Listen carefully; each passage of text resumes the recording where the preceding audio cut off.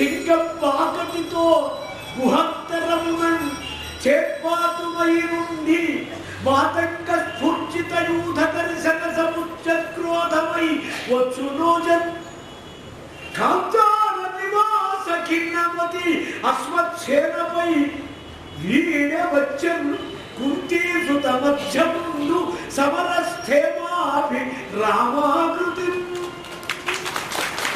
సింగం వాకటితో గుహాత్తరము. ఏం పద్యాలండి? తిక్కన కవిత్వం చెబితే తిక్కనరా లేకపోతే తిక్క కవిత్వం? తిక్కన కవిత్వం అంటే ఏం కవిత్వం? తెలుగు భాషను చక్కని సృష్టి చేశారు. వాచస్పతిగా వాగీశ్వరుడుగా సృష్టి చేశాడు నన్నయ్య భక్తుడు. ఆది వాగనుశాసనుడు శృతియుం ఒక 1000 పద్యాలు వచ్చు నాకు నోటి. సంస్కృత వింటూ తెలుగు వచ్చే నాకు తెలుగును తేటగా తేలిగ్గా చూసేవాళ్ళు అన్ని. ఆది వాగనుశాసనుడు శృతియుం కుండలీంద్రుండు తన మహనీయ స్థితి మూలమై నిలువ శ్రీనాథుండు బ్రోవన్ మహామహునవు సోముడు భాస్కరుండు వెరయింపన్ సొంపు వాటిల్లు నీ బహుళ ఆంధ్రోక్తిమయ ప్రపంచమున భాషాపోషణ రామరాజభూషణుడు భట్టుమూర్తి వసుచరిత్రలో నీ పూర్వకవి స్థుతి చేస్తాడు. ఆది వాగనుశాసనుండు శృతింపన్ బ్రహ్మగా. ఇంకో అర్థం శ్లేష. నన్నయ్య భట్టు ఆంధ్ర కవితా ప్రపంచం సృష్టించారు. కుండలీంద్రుండు ఆవిశేషుడు భూమిని భరిస్తారు. కుండలీంద్రుండు తన మహనీయ స్థితి మూలమై నిలువ. కుండలాలు ముట్టుకున్న తిక్కన్న సోమయాజి గారు ఈ సారథీరుని రక్షించారు. శ్రీనాథుండు బ్రోవన్ కవి సార్వభౌముడు విష్ణుమూర్తి. సూర్యుడు చంద్రుడు ప్రకాశింపజేస్తారు. ఎవరు? పుడక్కి భాస్కరుడు నాచల సోముడు. సోముడు భాస్కరుడు వెలయింపను. ఆ తిక్కన గారి గాంభీర్యం.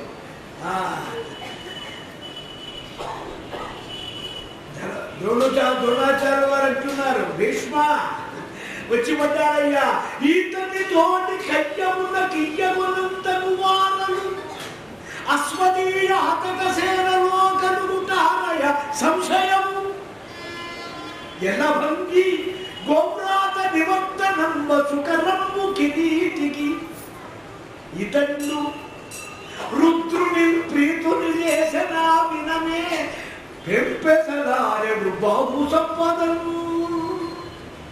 పాశుపతాస్త్ర ప్రాప్తిలో పరమశివుడితో పోరాడి దేశంచి ఉన్నాడు. శంకరుణ్ణి గాంధీవ దండంతో కొడితే పార్థ ప్రహారం లింగం మీద ఆయన మోస్తున్నట్ట. ఇవాటి వరకు అతి నిర్భయ విక్రమవంతుడైన అర్జునుడితో గెలవ పోరాడగలిగిన వారు ఈ ఉత్తరంలో లేనున్నారు. కర్ణుడి కోపం వచ్చింది. ఒక్కరివే గొప్పవాడు, ఇదేవాడి గురు తిరస్కారం. నేనున్నానన్నాడు. జమ్మి చెట్టు దగ్గరికి వెళ్ళింది రథం. అబ్బాయి రథమాపరా, నీ రథం నన్ను మొయ్యలేదు, ఒక్కసారి ఈ జమ్మి చెట్టు ఎక్కు, ఇక్కడ పాండవ ఆయుధాలు ఉన్నాయి, తీసుకోరావాలి. పాండవ ఆయుధాల కేరా మామూరా, జమ్మి చెట్ట, శ్మశానమా, పేడాయి నువ్వు అడగకి ఏం చేయాలి చిన్నమ్మగా, నా గడ్డగోళం చేసేస్తున్నావు నువ్వు. నేనైనా ఎక్కువ ఈ చేతిలో పడ్డాగా ఎటువంటి ఎక్కాలి ఏమిటి ఎక్కాడు. ఆ పక్క కొమ్మ మధ్యలో కట్టబడి ఉంది చాపలో, తీశారు. కళ్ళు దిగి ఆ పడవకురా పట్టుకో. కళ్ళు దిగిరమన్న ఈ కోగండ ఎవరిది? ఇది గాంధీయో, ఇదేవరి ధర్మరావు, ఇది భీమయ్య. నాకు కూడా సరే బాగుంది. ఇవన్నీ మా ఊరు ఎందుకు వచ్చినాయి? మా ఊళ్ళో ఎందుకు ఉన్నాయి? మరి అసలు పాండవులు ఎక్కడ? ద్రౌపదీదేవి ఎక్కడ? ఆ కొమ్మ పట్టుకో, జాగ్రత్త కింద పట్టుకో. చెప్పమంటావా? అహమస్మి అర్జున పార్థ, నేనే అర్జునుడి. ఫిట్ వచ్చిన అహమస్మి అర్జున పార్థ సభోస్తారధిష్ఠిర మీ నాన్న దగ్గర దూరవాడుతున్న కంకు పట్టాడు వల్లభో భీమసేనస్తు పితుస్తే రసభాజక మీ నాన్నగారి దగ్గర వంటలు చేస్తున్న వల్లము భీమయ్య అశ్వబంధ నకుల గ్రంథికుడు గుర్రాలను అశ్వబంధ నడుపుతున్నవాడు నటుడు సహదేవస్తు గోకులే కంతిపాలి సైరంధ్రీం ద్రౌపదీం విద్ధి జాగ్రత్త కూర్చో యత్కృతే కీచకాహత ఏ సైరంధ్రి కారణంగా కీచక ఉపకీచకులు 100 మరణించారో ఆ సైరంధ్రి ద్రౌపది రా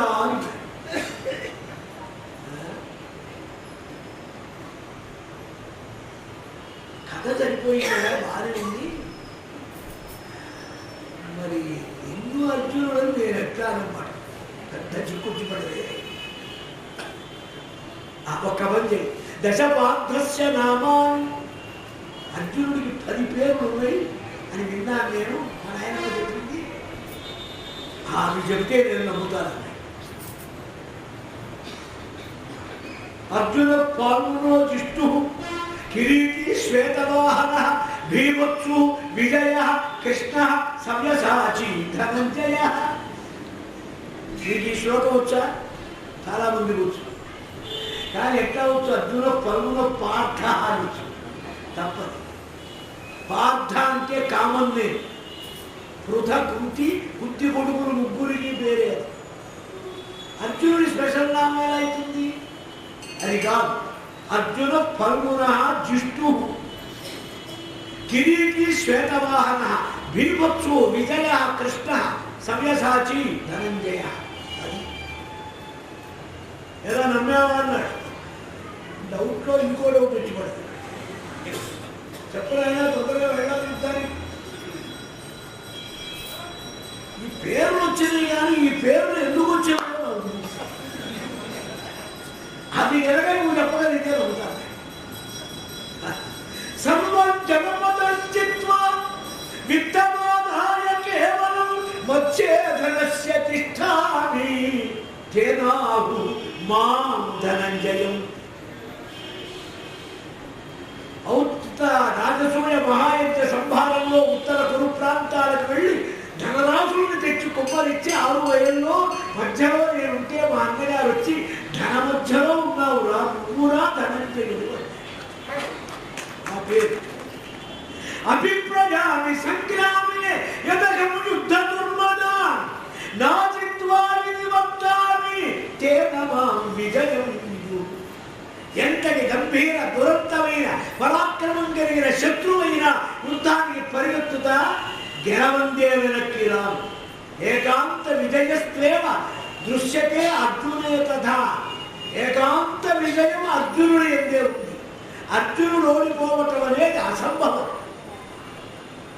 కర్ణుడికి ఎంత పట్ల తలుచుకుంటే అర్జునుడు పోయేవాడు అని గప్పాల మాట.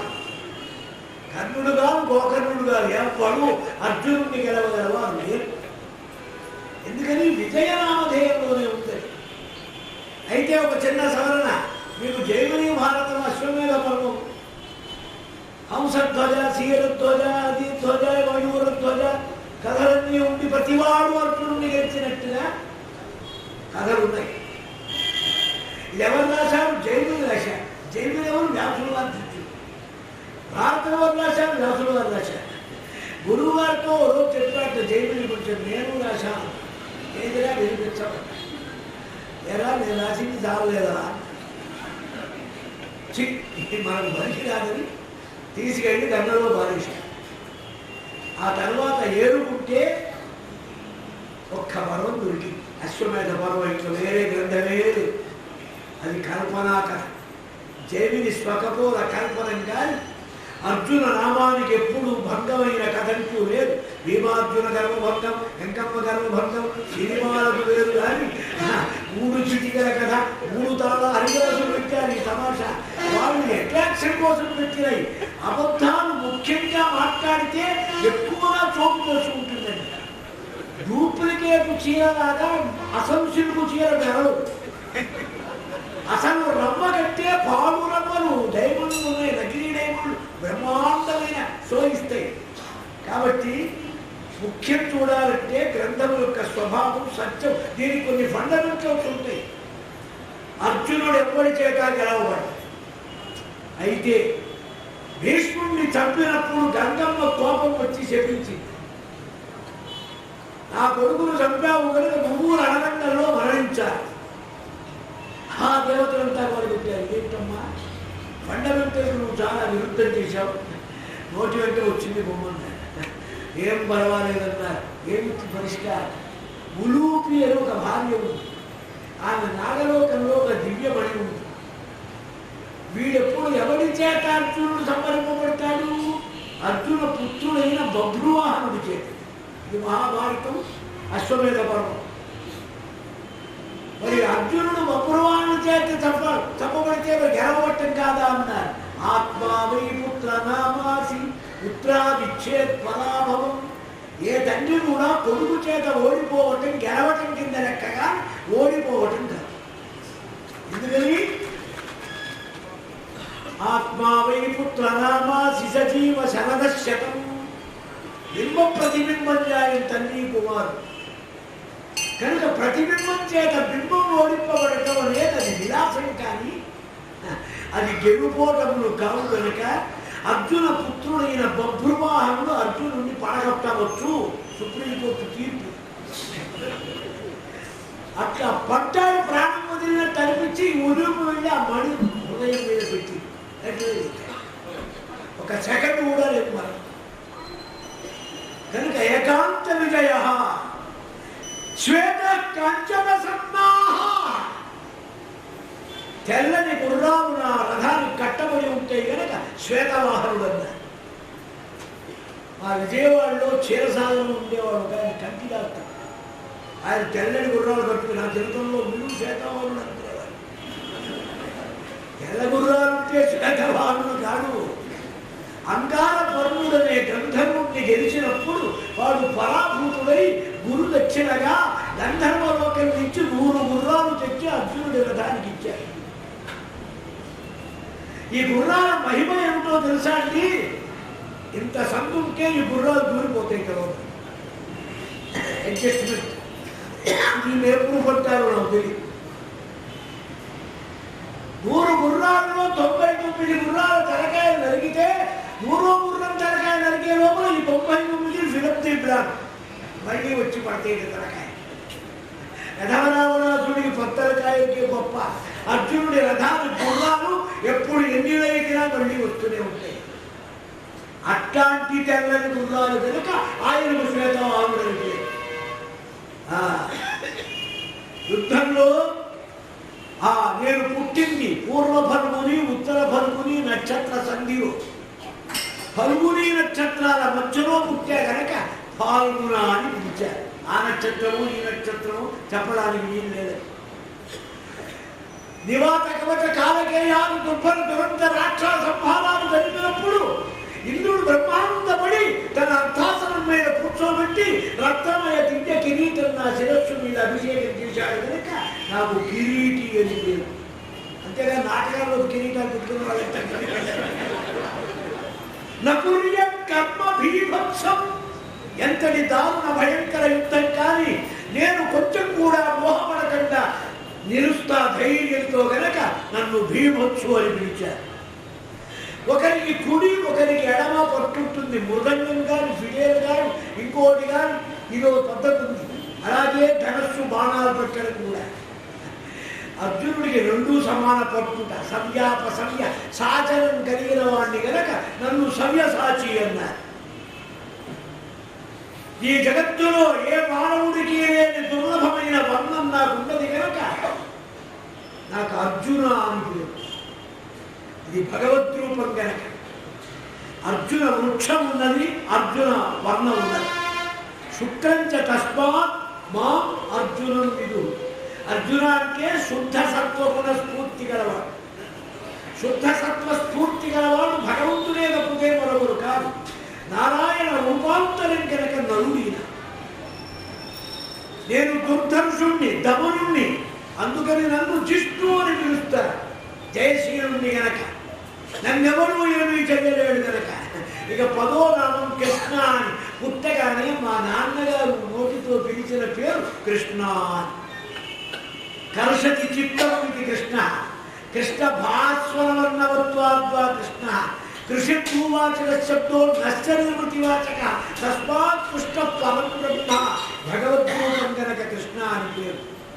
అయినా సందేహం వదిలిందా? బాహు సమగ్ర శత్రుమతభంజన శౌర్య సమస్త లోక చేతోమనమూర్తి. అయ్యా, కల్పవృక్షం ఉండగా దరిద్రం ఉంటుందా? చింతామణి ఉండగా కోరికలు తీరకుండా ఉంటుందా? నేను ధన్యున్నైనా నా జన్మ సార్థకమైంది. అప్రయోజక అనామకుడైన ఉత్తరుడు చరిత్రలో సుప్రసిద్ధుడవుతున్నాడు. నీ సాంగత్య అనుగ్రహ ప్రభావం చేత నాకెట్టి భయం లేదు. అందించమన్నది అందించాడు, మూటగట్టి పెట్టాడు, ఇచ్చాడు ఉద్ధారి. భయంకర రణరంగం, నరుడు యొక్క దివ్య విక్రమ ప్రభావం. 3 సార్లు కర్ణుడు పరాభూతుడైనాడు. కర్ణుడు తలుచుకుంటే అర్జునుడు ఏమిటన్నారు? మరి నాగాస్త్రం, భోగాస్త్రం, రికంబాస్త్రం ఏమీ పని చేయాలి. 3 సార్లు పరాభూతుడైనాడు. ఇక్కడే కాదు, ద్రౌపది పరిణయంలో కూడా 3 సార్లు పరాభూతుడైనాడు. ఎన్నిసార్లు పరాభూతులైన వాడిని వీళ్ళు ఏం చెప్పాలి మనం? కృపాచార్యుడు, ద్రోణాచార్యుడి చెవు దగ్గర బాణాలు పడ్డాయి, కాళ్ళ మీద పడ్డాయి. చూసావా?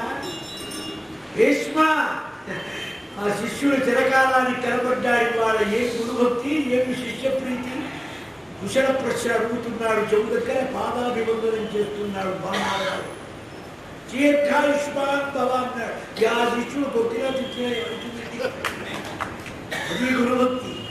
గురుభక్తి యొక్క ప్రభావం ఏమిటో అర్జునుడిని చూసి మనం నేర్చుకోవాలి. భీష్ముడికి బాణాలు వేశాడు. తాతగారి గౌరవం, పెద్దతనం, మర్యాద ఉంచితే అదొక విశేషం. మర్యాద లేకపోతే అప్పుడు ఆ అభిశాపం కలుగుతుంది వెంటనే. భీష్ముడు కూడా సమ్మోహనాస్త్రంతో పడిపోయినట్టు పడుతున్నాడు. కడుపుతో వెళ్తున్నాడు. కోడి విద్య. స్వామి ఒక చిన్న మాట, మా చెల్లెలు కోరింది వచ్చేటప్పుడు ఈ యుద్ధంలో గెలిచిన తర్వాత వాళ్ళ తలపాగాలు కోసుకోరాలా, మా బొమ్మలకు ఆడుకుంటానని చెప్పింది మా చెల్లాయి అని అన్నాడు. అట్టాగా అయితే కోసుకోవాలని ఇష్టం. నువ్వు కత్తి తీసుకోలే. అరే అబ్బాయి ఒక మాట, మా తాత తలపాల దగ్గరికి పోకురా, ఆయన కొంచెం కన్ను తెలుస్తూ ముస్తున్నాడు. ఎదుగుడండి వాడి కోపం ఉన్నంత. దుర్యోధనుడికి 5 మీటర్లు వచ్చాడు, కన్నుడికి 14 మీటర్లు వచ్చాడు. పోయి వలసగా తలపాగాలు పెద్ద బండిని సాగిరేవంతైన మూట తీసుకెళ్ళి దాంట్లో పడేశాడు. శంఖం పూరించాడు. అప్పుడు లేచాడు. ఏడ్చావులే. పడిపోయినప్పుడు తలకాయ నరిగితే గిట్టలేదు. వాడు దయాశాలి ధర్మవేత్త కనుక వదిలేదురా, ఇంతటితో ఒళ్ళు దులుపుకొని గొప్పలు చేద్దాం పరమని భీష్ముడు సైన్యాన్ని తీసుకెళ్ళాడు. అధర్మాత్ముల యొక్క వినాశం,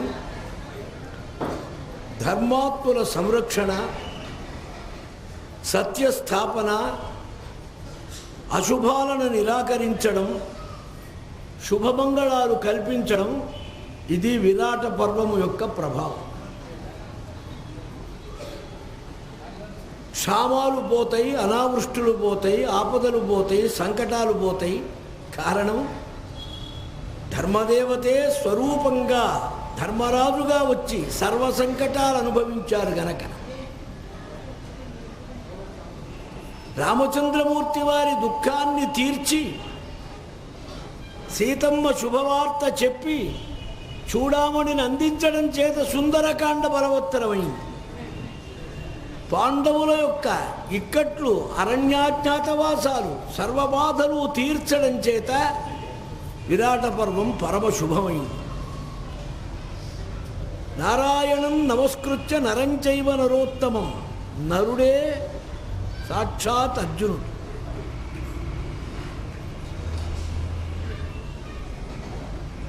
చూడండి, ఇవాళ అంటాడు అర్జునుడు, బయటపడతాడు కృష్ణుడితో, నువ్వు శత్రువుల్ని సంహరిస్తావు, నేను సంహరిస్తా అన్నాడు. శబాష్, మయా స్పర్ధసి కౌంతేయ, నాతో పోటీ పడుతున్నావురా, నీకే తగునన్నాడు. గురు శిష్యరూపేణ శ్రీదత్త క్రీడతి అని. గురువు శిష్యుడుగా భగవంతుడు నడిస్తాడు, శిష్యుడుగా అర్జునుడు, గురువుగా గీతాచార్యుడు. ఎందుకని? గంగను భూలోకానికి తెమ్మని భగీరథుడు కోరాడు బ్రహ్మగారిని. ఇస్తా అన్నాడు. వస్తా అన్నది ఆమె. ఒక్క మాట అడిగింది. పైన ఆయన వదులుతాడు, విష్ణుపాదం నుంచి వదలబడ్డది. మరి మోసేవాడు కావాలిగా. ఎవరు మోసేవాళ్ళలాగా నేను పడితే ఈ భూలోకం అంతా కృష్ణార్పణం అవుతుంది. అందుకని శంకరుణ్ణి పిలిచారు.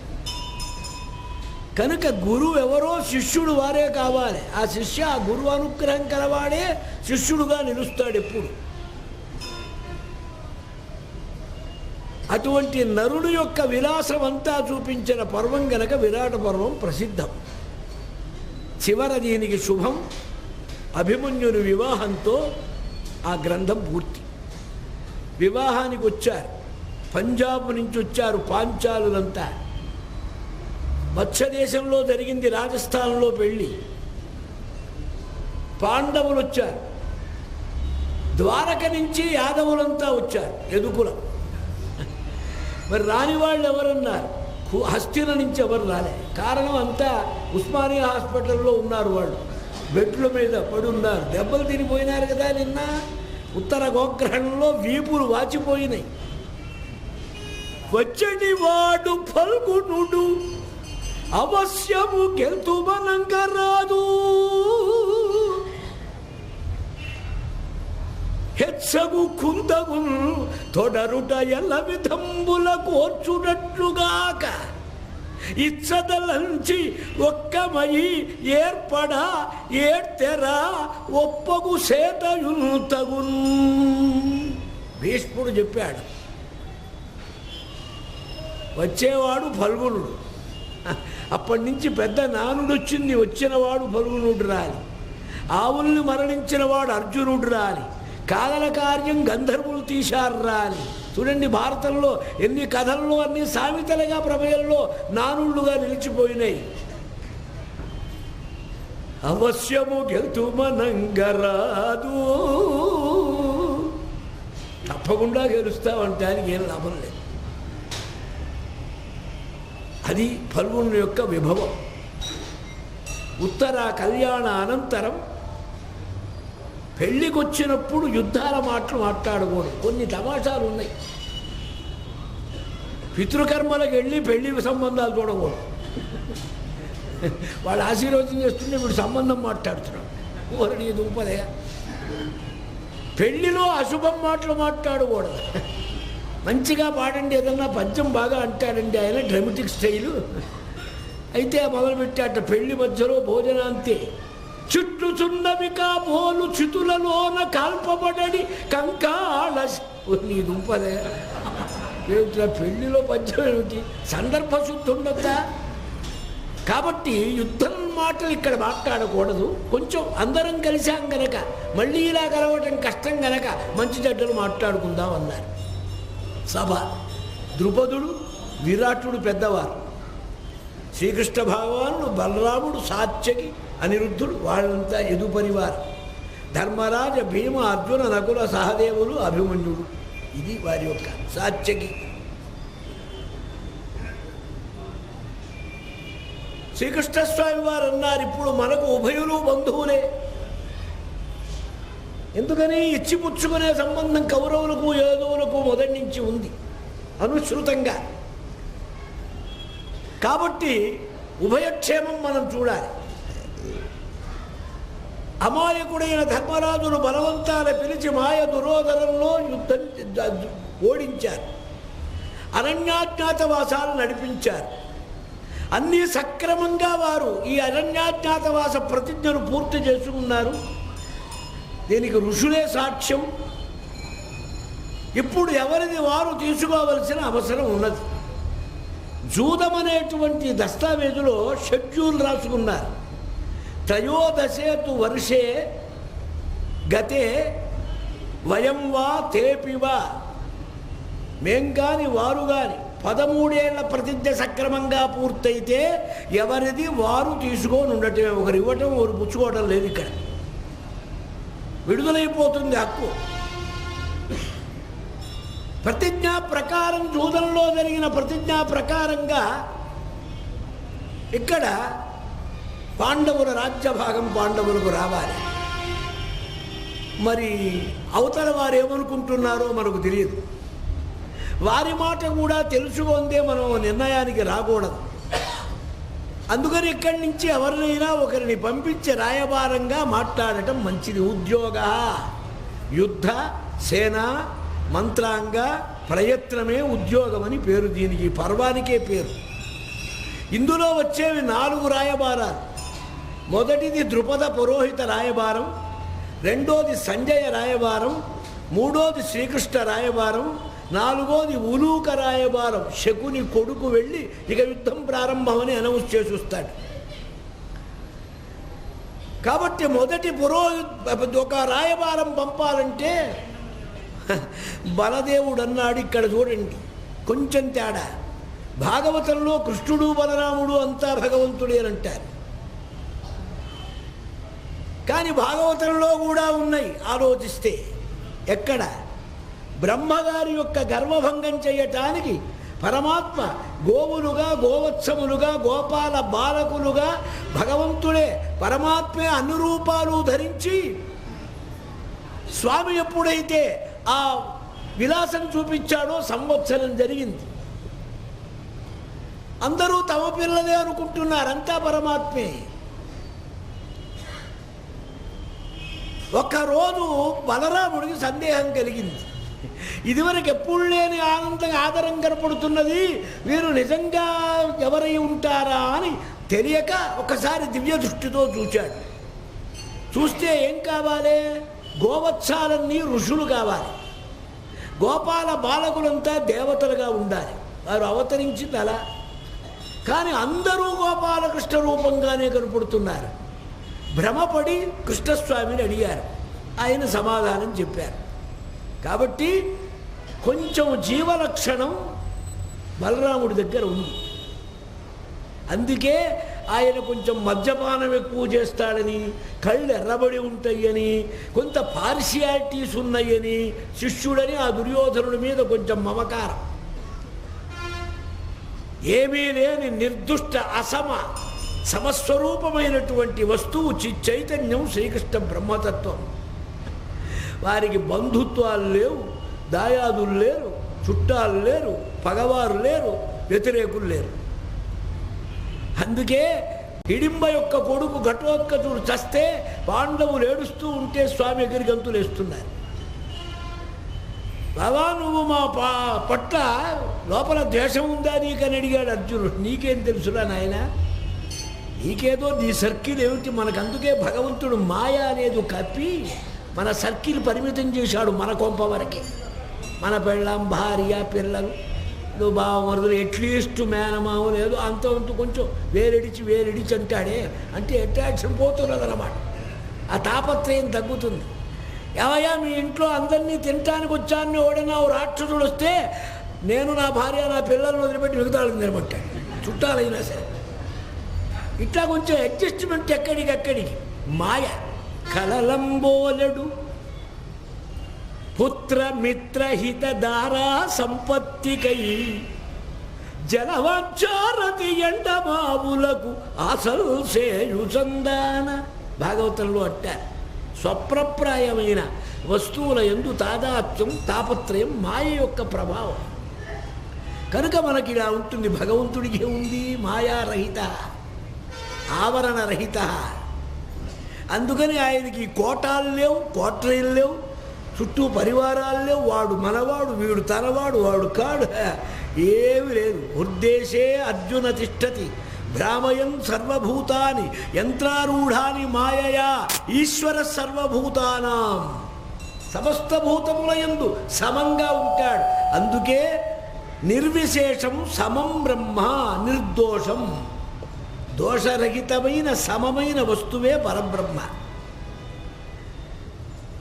నాకు ఈ చుట్టరికాలు లేవురా, వీడు రావణాసురుడంతా వాడు, ఈ హిడింబాసు కుమారుడు, వీడిని నేనే చంపాలి, చంపితే మీరు బాధపడతారని ఎట్లా చేస్తాడా అని చూస్తున్నాను. నువ్వు దక్కావు, వాడు చచ్చాడు, 2 లాభాలు నాకు అన్నాడు. నా ఆనందం నీకేం తెలుసురా? నిన్ను చంపడానికి వాడు పెట్టుకున్న శక్తి అనే ఆయుధం వేస్ట్ అయిపోయింది వీడి మీద, కాబట్టి నువ్వు దక్కావు. వీడు చావాల్సిన వాడు, నేను తప్పకుండా వాడు తెచ్చాడు. ఎంత బెనిఫిట్ ఇందులో! ఇది పరమాత్మ. బలరాముడికి అలా కాదండి, కొంచెం మన తన కొంచెం. ఈయనంటాడు చూడండి,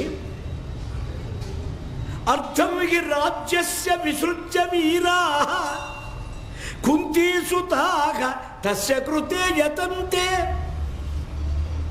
ప్రదాయ చార్థం ధృతరాష్ట్రపుత్రః. ఆ వర్డింగ్లోనే తమాషా ఉంది. తెలివి తక్కువ తనంగా చాతగాని జూదవాడి ఈ పెద్ద మనిషి రాజ్యం పోగొట్టుకున్నాడు. ఫస్ట్ అభియోగం. ఈ రాజ్యం వారి చేత చిక్కించుకున్నారు. ఒకరి చేతిలోని మనకు రావాలంటే ఎంత జాగ్రత్తగా వసూలు చేసుకోవాలో, వినయమో విధేయతో ప్రాధేయపడో మంచో చెడో వెళ్ళి సంపాదించుకోవాలి. వీళ్ళు చేయాల్సిన పనేదన్నాడు. సాక్షికి లేచాడు. చాలా సంతోషం అన్నాడు. యాదృశ పురుషస్య ఆత్మ తాదృశం కిం ప్రభాషతే. ఎవడి యోగ్యత ఎంతో వాడి నోటి నుంచి వచ్చే మాట కూడా అంతేనన్నాడు. చిన్నవాడైనా బలరాముడిని ఆక్షేపించాడు. నీ బుద్ధి బయట పెట్టుకున్నావయ్యా, నీకు దుర్యోధనుడు ఎందున్నే పక్షపాత బుద్ధి నోటితో బయట పెట్టావు. అవునులే, ఒకే చెట్టుకు 2 కొమ్మలుంటే ఒక కొమ్మకు కాయే కాయదు, ఒక కొమ్మ ఫలవంతమై ఉంటుంది. దైవవిధి. ఒకే వంశంలో పుట్టినా నీకు ఈ మాత్రం అజ్ఞానం తప్పలేదన్నాడు బలరాముడు. ధర్మరాజు వెళ్ళి యాచించాలా? ఎందుకని? ఎవరి ప్రతిజ్ఞ వారు తీర్చుకుంటే ఎవరిది వారిదేనన్నారు కానీ ఒకరు ఇచ్చుడు ఒకరు పుచ్చుకోటాలనుకోలేదుగా. మరి వారు ఇవ్వటమేమిటి, వీరు అడగటమేమిటి? వారు ఈ పాటికి వారే పిలిచి ఇచ్చి తీసుకోండియా అని చెప్పాలి. లేదు, అసమర్థులైతే అసమర్థులా? కానీ యుద్ధం వస్తే మేమున్నాం సిద్ధంగా అన్నాడు సాత్యకి. సరే, ద్రుపదుడు అన్నాడు, అయ్యా ఇప్పుడు ఇదంతా ఎందుకు, మనం చేయాల్సిన పని ఏమిటో నిర్ణయించాలి. ఎవరైనా మంచి బాగా నిజం న్యాయంగా స్పష్టంగా చెప్పగలిగిన వక్తను హస్తినాపురానికి పంపించాలి. అర్థసిద్ధికరం రాజ్ఞ పాండవస్యామి తేజసః ఏతచ్చ పూర్వం కార్యం నః సునీతిమభికాంక్షతాం. నీతి మార్గం కావాలనుకున్నవారు మొట్టమొదలు చెయ్యదగింది ఏమిటంటే సామోపాయం ప్రారంభించాలి. సామ దాన భేద కానప్పుడు దండం. సామోపాయంగా అయ్యా మా ప్రతిజ్ఞలు మాకైనవి, పూర్తి చేశాం, ఇందులో ఏ లోపం లేదు, కావాలంటే మీరు కూడా విచారించుకోండి, మా రాజ్యం మేము తీసుకుంటాం అని చెప్పగలిగిన వాళ్ళు వెళ్ళాలి.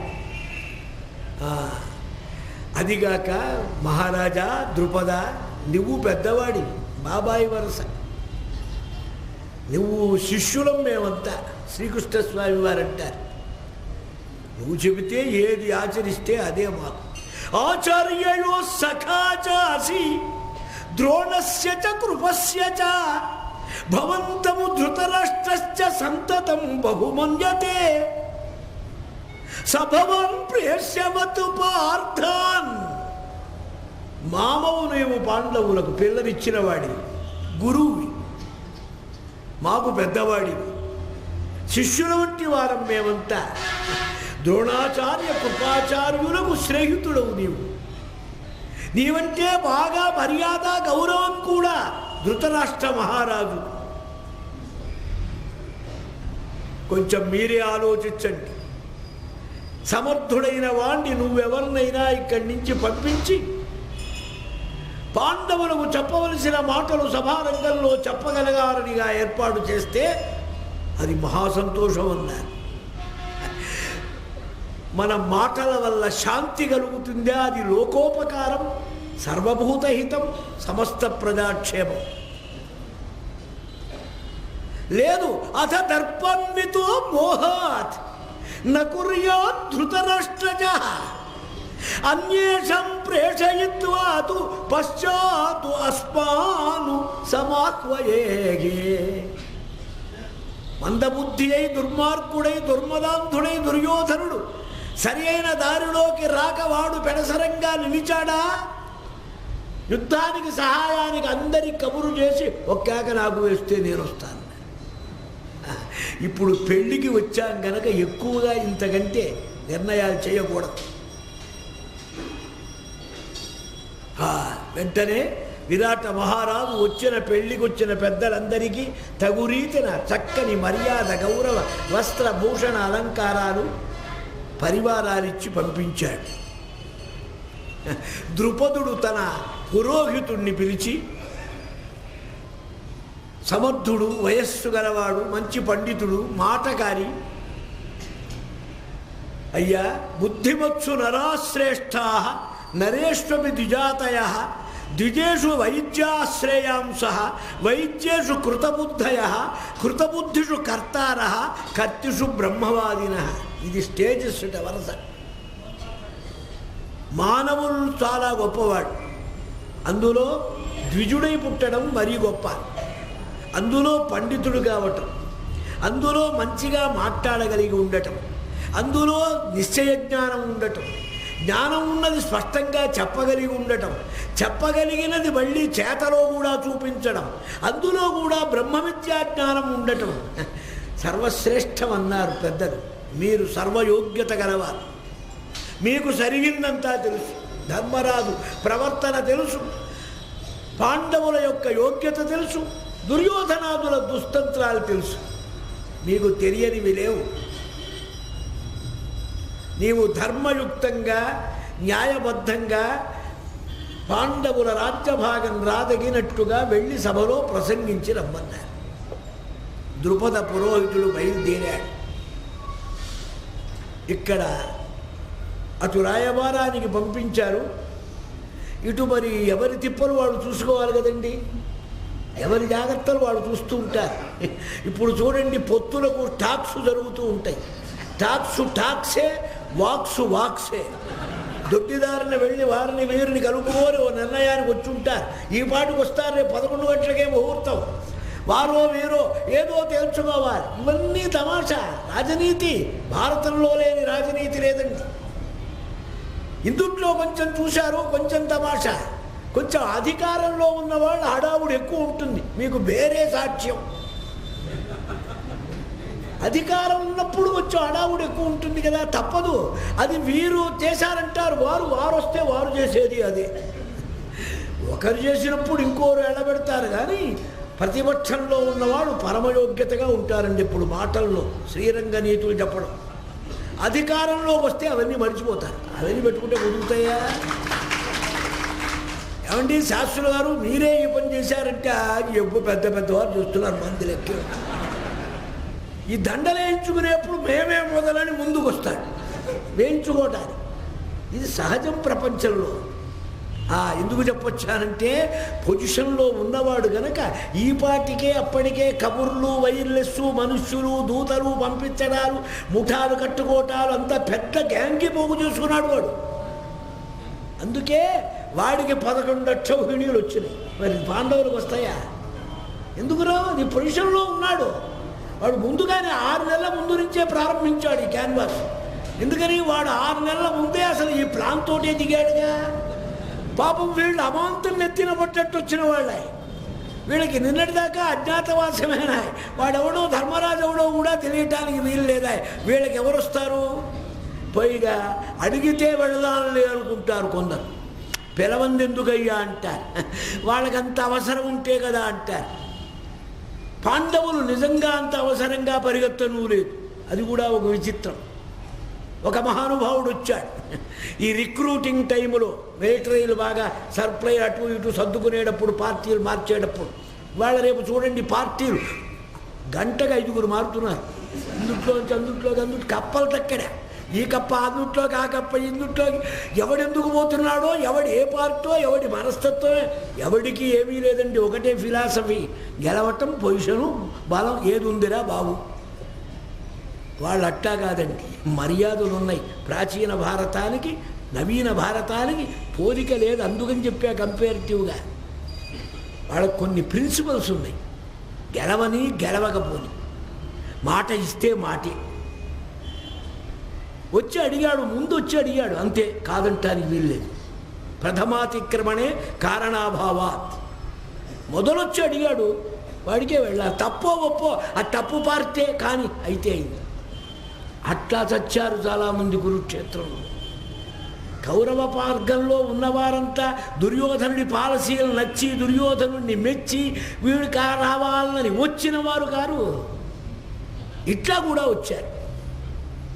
ఒకడు వచ్చాడు, వాడేమిటి, ఎన్నాళ్ళ నుంచో కొంచెం కృష్ణస్వామితో వైరంగా ఉన్నాడు. బావమరిది రుక్మిణి అన్న. ఇదేదో సందర్భం వచ్చింది, ఇప్పుడైనా మనం కొంచెం చెయ్యి కలిపి షేక్ హ్యాండ్ ఇస్తే మన పార్టీ మారినట్టు అవుతుంది. ఇన్నాళ్ళ నుంచి మాట్లాడడానికి బాగుండలేదని వాడు ఓ అక్షోణి సైన్యం వేసుకో వచ్చాడు. అర్జునుడి దగ్గరికి వచ్చాడు. కూర్చున్నారు పాండవులంతా. ఏం అర్జున, పాపం నీకు చాలా ఇబ్బంది వచ్చిందని తెలిసింది, పెద్ద యుద్ధం వచ్చి పడ్డది అనుకోకుండా మీకు, కాబట్టి నువ్వు ఎవరి వల్ల భయపడుతున్నావో చెప్పు, వాళ్ళని చంపేసి నీకు రాజ్యం ఇప్పించి నిన్ను గెలిపించడానికి వచ్చా అన్నాడు. వీరక్షాత్ర ధర్మం కదండి, విజయుడాయ్. నేను భయపడ్డది లేదు, నాకు అక్కర వచ్చింది లేదు, నేను నిన్ను కోరింది లేదు, నువ్వు నాకు అక్కర నువ్వు లేదన్నాడు. ఎంత ఇన్సల్ట్ చేశాడు వీడు. ఇంత దూరం నోరు మంచిది కాకపోతే ఏముంది, వద్దామని వచ్చినా పాడుబుద్ధిన ఇట్ట మాట్లాడటం ఎందుకు. సరే ఇది కాదని వాడి దగ్గరికి పోయినాడు. ఏ దుర్యోధన, వాడి దగ్గరికి వెళ్ళా, వాడు కాదన్నాడు, వెధవ వాడిని చంపేస్తా, నీకెందుకు, నీ పక్కన ఉంటా అన్నాడు. నువ్వు నాకు అక్కర్లేదన్నాడు. ఇది అది ఒకటే తాను కదండి. ఇప్పుడు ప్లేట్ ఫిరా ఇచ్చారు కానీ వీరు ఆ పార్టీ వారే వెనక. తమాషా, ఇప్పుడు ఏదో పొజిషన్లో మార్పు వచ్చింది, వాళ్ళ స్వభావాలు మారుతాయా. దుర్యోధన అర్జున గాంభీర్య క్షత్రియ విక్రమ ప్రభావాలు తమాషా. ఇది ఇట్లా యుద్ధానికి రానివాడు ఒకడు మిగిలాడు, ఇంకోడు మిగిలాడు. ఎవరాయన? బలభద్రుడు, బలరాముడు. ఆయన శిష్యుడిని వదిలిపెట్టి రాలేడు, శిష్యుడి వైపు నిలిచి తమ్ముడికి ఎగిరిస్టుగా ఉండలేడు. ఆయనకు అదో కర్మ వచ్చింది. ఇట్లా ఇష్టం లేని వాళ్ళకి అప్పటి నుంచి ఇప్పటి వరకు ఏం మిగిలిందంటే బదరి యాత్ర పెట్టుకుంటే సరి. పెళ్ళికి ఎందుకు రాలేదు అంటే బదరి యాత్రకి వెళ్ళానండి, ముందే టిక్కెట్లు బుక్ అయినాయి, మేనమావ కొడుకు పెళ్ళే, కానీ ఇష్టం లేదు వెళ్ళటం. ఊళ్ళో ఉండి వెళ్ళకపోతే నలుగురు నాలుగు మాటలు అంటారు, ఎందుకు వచ్చింది టికెట్ బుక్ చేస్తాడు. అట్లాగే ఈ బలరాముడు ఆనాటి నుంచి ఉందండి. ఇది సరస్వతీ నది తీర్థయాత్రలు పెట్టుకున్నాడు, తీర్థయాత్రలు టూర్లో బయలుదేరాడు. ఇంకో రానివాడు కుర్రవాడు ఉన్నాడు. ఎవరు? బభ్రువాహనుడు, అర్జునుని కుమారుడు.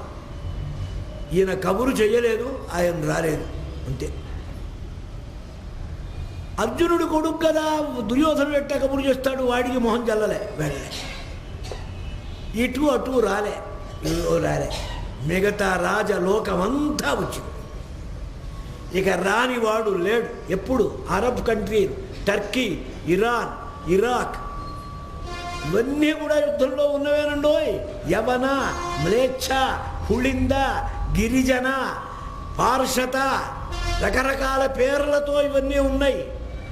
ఈ భూటాన్, జపాన్, చీనా, పరమచీనా అంటే జపాన్, హూనా ఇంగ్లీష్ వాళ్ళు, అందరూ కప్పాలు కట్టిన వారే భారతదేశానికి. అందరూ రాజసూయాగంలో తల వంచి ధర్మరాజు పాదాలకు నమస్కరించిన వారే.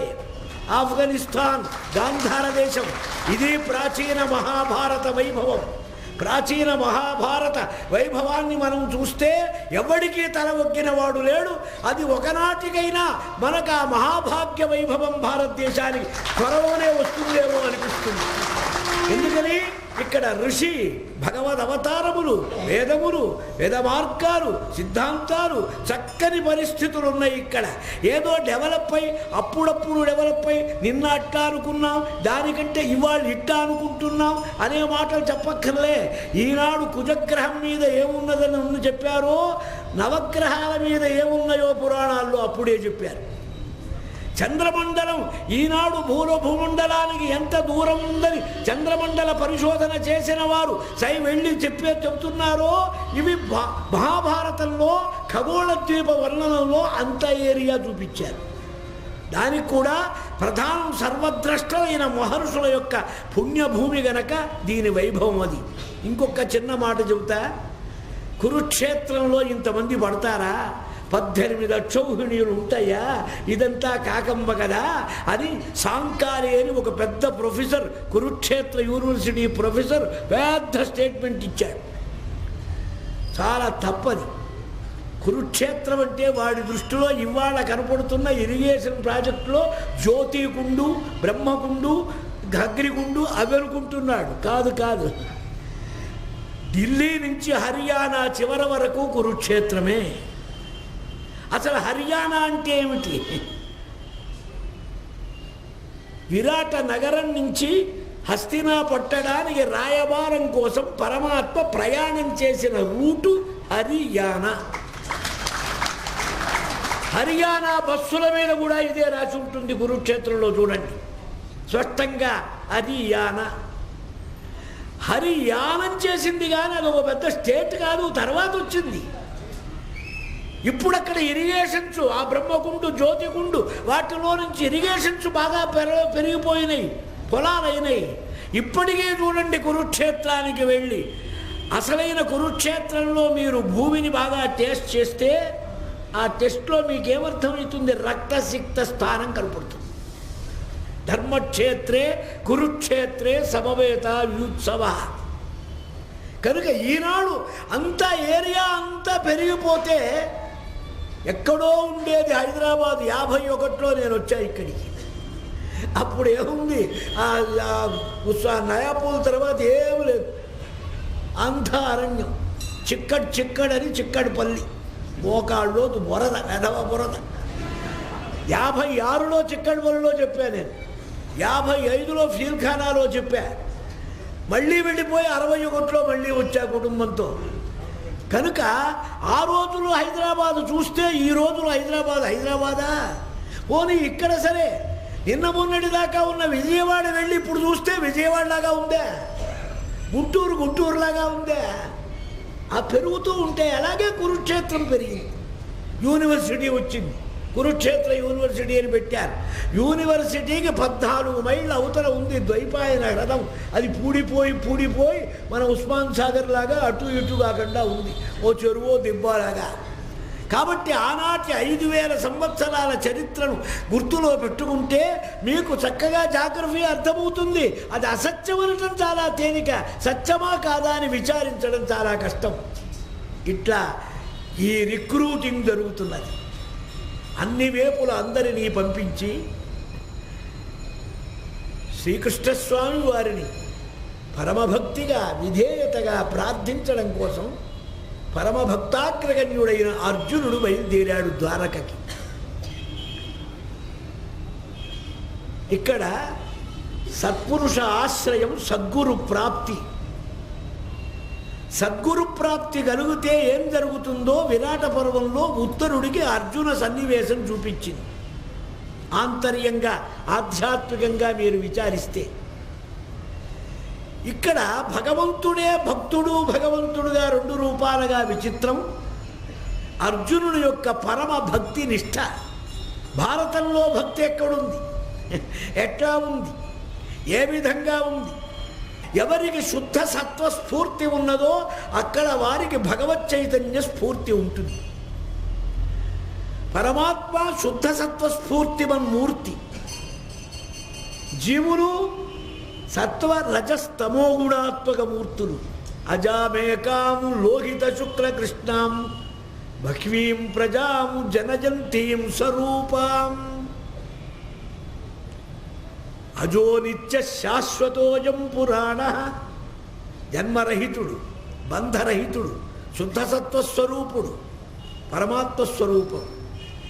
పరమాత్మస్వరూపం ఎట్టిదో అర్జున స్వరూపం అట్టిది. మదనుగ్రహాత్ మద్భావో భవతి. భాగవతంలో అంటారు, మీరు భగవద్భక్తి కావాలంటే భగవద్ మీలో రావాలి. అనుగ్రహం, భగవదనుగ్రహం మన మీద కలిగినప్పుడు కానీ మయిభావ మదనుగ్రహాత్, నా యందు అనురాగం కలగాలంటే నా అనుగ్రహం ఉండాలి. మీరంతా పరమధన్యులు. ఆర్ష గ్రంథాలు భగవద్ విషయాన్ని శ్రవణం చెయ్యాలని ఇంత ఆసక్తితో, ఇంత సంకల్పంతో, ఇంత శ్రమలు పడి ఇలా వచ్చి మీరు పాల్గొంటున్నారంటే మీ జన్మ జన్మాంతర మహాపుణ్యంలో భగవద్ అనుగ్రహం ఉన్నది.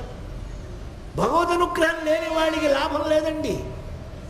భగవద్ అనుగ్రహం ఎలా ఉంటుంది? నీ పుణ్యం వల్ల వస్తుంది.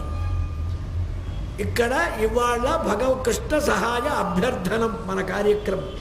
అందుకే డేట్ వారి ఇచ్చాం ప్రోగ్రాం. ఇందులో ఇద్దరు కనపడతారు మనకు. ఒక ఆయన దుర్యోధనుడు, ఒక ఆయన అర్జునుడు. అదేం తమాషా! వీరు ద్వారకకు వెళ్ళిన రోజే వారు వచ్చారు కాకతాళీయంగా. ఇది అనుకోని రాలే. వాడు సిఐడి ద్వారా తెలుసుకుంటున్నాడు, కృష్ణస్వామి వారు వచ్చాడా, మ్యారేజ్కి వెళ్ళాడయ్యా, ఇంకా రాలేదు, ఎప్పుడు వస్తాడు, బహుశా బలాన్ని రోజు ఇన్ని గంటలకు రావచ్చు. వస్తుంది, వాళ్ళకి ఇన్ఫర్మేషన్ వచ్చేస్తుంది కదండి, వాళ్ళకి లెక్క లేకుండా. ఒకప్పుడు రాంగ్ వస్తుంది అనుకోండి, గెలవని వాడిని గెలుస్తాం, ఎలక్షన్ పెట్టమని వస్తుంది. ఇప్పుడు నమ్ముకొని ఎలక్షన్ పెడతాడు కృష్ణార్పణం. ఇందిరాగాంధీకే వచ్చిందట్లా, వాడికి వీడికి ఎందుకు మనం? పొరపాట్లు వస్తాయి అట్లా కొన్ని. న్యాయంగా వాళ్ళు జాగ్రత్తగా ఇన్వెస్టిగేషన్లో తెలుస్తూ ఉంటుంది వాళ్ళకి. అందుకని ఆ స్పాట్లో దిగులుతారు వాడు. సరిగా ఆ రోజే, ఈరోజు ఏ రోజు వారు వచ్చాడో ఈయన ఆ రోజే వచ్చాడు. స్వయం జగామ కౌరవ్య కుంతీ పుత్రో ధనంజయ ధృతరాష్ట్రాత్మజో రాజా గూఢై ప్రణిహితైశ్చరై బలేన నాతి మహత తమేవ అన్వపద్యత. అదే రోజు చారుల చేత తెలుసుకున్న వార్తలు కలిగిన దుర్యోధనుడు కొంచెం పరివారం, మర్యాద కదా, ఎక్కువ మంది సేనతో రాకూడదు, కొద్ది పరివారంతో వచ్చాడు. తమేవ దివసం చాపి, ఒకే రోజు. రోజేమిటి, ఒకే టైం కూడా. తౌ యత్వా పురుషౌ యఘ్రౌ ద్వారకాం కురునందనౌ. ఇద్దరూ సమానంగానే వెళ్ళారండి లోపలికి. ఒక్క అడుగు ముందు దుర్యోధను, ఒక్క అడుగు వెనక ఈయన అర్జునుడు. ఇది తేడా రెండిట్లో. ఆయన పాపం పెళ్ళికి వెళ్ళొచ్చారు కదా, కొంచెం బడలిగ్గా ఉండొచ్చు, పట్టపగలైనా కొంచెం పడుకున్నారట తల్పం మీద. సుప్తం దదృశు శయానం అభిజగ్మతు. శయానం అంటే పడుకున్నా. ఎట్లా పడుకున్నారు? ఈ నాటకాల్లో వాళ్ళగా కళ్ళు తెరుస్తూ మూస్తూ పడుకోలే. వీళ్ళు కళ్ళు తెరుస్తూ మూస్తూ ఉంటాడు. దుర్యోధనుడు వచ్చాడా రాలేదా? సుప్తం అన్నారు, నిద్రే పోతున్నారు. పగల నిద్ర అంటే కొంచెం శ్రమ మీద వచ్చారు కనుక కొంచెం కునుకు కూడా పట్టింది, కళ్ళు అలా మూసుకున్నారు. సుప్తము దదృశతు కృష్ణం శయానం అభిజగ్మతు తతశయానే గోవిందే ప్రవివేశ సుయోధన తచ్చీర్షతశ్చ కృష్ణస్య నిశసాద వరాసనే. దేహాభిమాన గేహాభిమాన అభిమానాలు కలవాళ్లలో మొట్టమొదటివాడు దుర్భిమాన ధన సుయోధన. అది దురభిమానం. అందుకే భగవంతుడికి రెండు శక్తులు ఉన్నాయి అన్నారు భక్తి రసజ్ఞుడు. ఒక శక్తి ఐశ్వర్యాధిష్టాత్రి శక్తి, అది అందరు జీవుల మీద ఉంటుంది. నేను ఇంతవాణ్ణి, నా హైట్, నా వెయిట్, నా పవరు, నా చదువు, నా రూపం, నా పలుకుబడి, నా ప్రెస్టేజ్, నా పరివారం, నా ధనం, నా బలం, ఎంతసేపటి నా నా నా నా ఇది ఐశ్వర్యాధిష్టాత్రి శక్తి. ఇందులో నువ్వు మునిగినంత వరకు నువ్వు మొత్తుకున్నా, గంటలు కొట్టినా, హారతులిచ్చినా, చెక్క భజనలు చేసినా ఆయన నీ వైపు చూడడు, నీ మాట వినడు. గుళ్ళల్లో గంటలు ఎందుకు పెడతారు? మన భావం సమాధికి వెళ్ళి ఇదంతా మరచి ఆయన దగ్గరికి వెళ్ళాలని. కానీ ఆ మూత మోతే, మన మూత మోతే. గుళ్ళల్లోకి వెళ్ళి ఏం ధ్యానిస్తారు? మేఘశ్యామం పీతకౌశేయవాసం శ్రీవత్సాంకం శారదా శారదాంబోజ వదనా వదనాంబుజే. కానీ అట్లా చేస్తామా? వెళ్ళిన దగ్గర నుంచి మా కోడలికి పిల్లవాడు కలగాలి, మా ఆయనకు కొంచెం వృద్ధాప్య లక్షణాలు లేకుండా ఉండాలి, మా కొడుకు ఉద్యోగం ఉండాలి. ఈ దుంపదగా నీలో స్తోత్రం ఏది అసలు? వెళ్ళిన దగ్గర నుంచి వెధవ కోరికలన్నీ పెట్టుకొని వాడు తోసేస్తున్నా, క్యూలో తిరుపతి వెళ్ళినా రెట్టబట్టి వాడు లాగేస్తుంటాడు, వాడితో కసరత్తు కుస్తీ. ఇంకా కొంతమంది వెళ్తారు, ఈ పచ్చల కిరీటం చేయించారటయ్యా, అది ఎన్ని లక్షల్లో ఉంటుంది అంటే కిరీటాలు చుట్టాను. అక్కడికి పోటేందుకు జ్యువెలరీ షాప్కి వెళ్ళొచ్చు, డైమండ్స్ అమ్మే చోటు స్విట్జర్లాండ్ వెళ్ళొచ్చు. ఎక్కడ ఏది భగవన్నిత్యాన్న సన్నిధాన. అందుకని ఎందుకు చెబుతున్నా, మన వెంట ఉండి మనల్ని ముంచే ఐశ్వర్యాధిష్టాత్రి శక్తి మనల్ని వదలదు. ఇది వదలనంత వరకు నువ్వు నెలకు 14 సార్లు తిరుపతి వెళ్ళినా నీకు కనపడేది ఒకటే, నీకు దొరికేది ఒకటే. హృదయం నిర్మలంగా, పవిత్రంగా, ఆర్తిగా, ప్రేమగా, అనురాగంగా, ఆసక్తిగా, అనునయంగా ఎవరి హృదయం ఉంటుందో, యదీయం హృత్పద్మం యది భవదధీనం పశుపతే తదీయస్త్వం శంభో భవసి భవభారంచ హరసి. శంకర భగవత్పాదులు అంటారు, యతిర్వా గేహీవా జటిరపిత యద్వైవా తదితర నరో వా యత్ కశ్చిత్ భవతు కింతేన భవతి.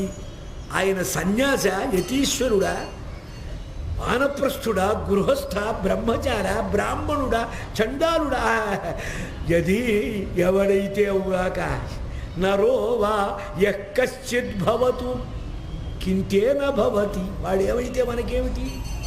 యదీయం హృత్పద్మం యది భవదధీనం పశుపతే తదీయః త్వం శంభో భవసి.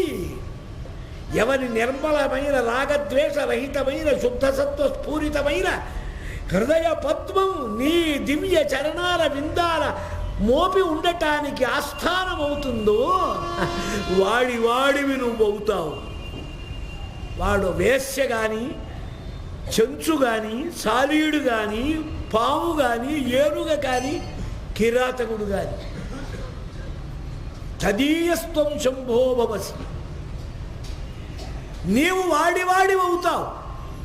నీవు వాడివి అవుతే ఏమవుతుంది? భవభారంచ హరసి. వాడికున్న సంసార మహాతాపత్రయ భారాన్ని నువ్వు పోగొడతావు. నీవాడు వాడైనప్పుడు వాడి ఇంకేం భరవా ఉంది? ఇన్సూర్ అయిపోయినట్టే కదండి. ఈ మాధుర్య స్థితి మనస్సుకు రావాలి. అది నిరతిశయ ప్రేమ అనురాగమున రావాలి. ఈ విషయ ప్రపంచం మీద ఉన్న బంధాన్ని మరుపుకు తట్టుకోవాలి. అదే సమాధి అంటారు. సమాధి భక్తిలో, నామస్మరణలో, ధ్యానంలో, సమాధిలో ఉంటాడు.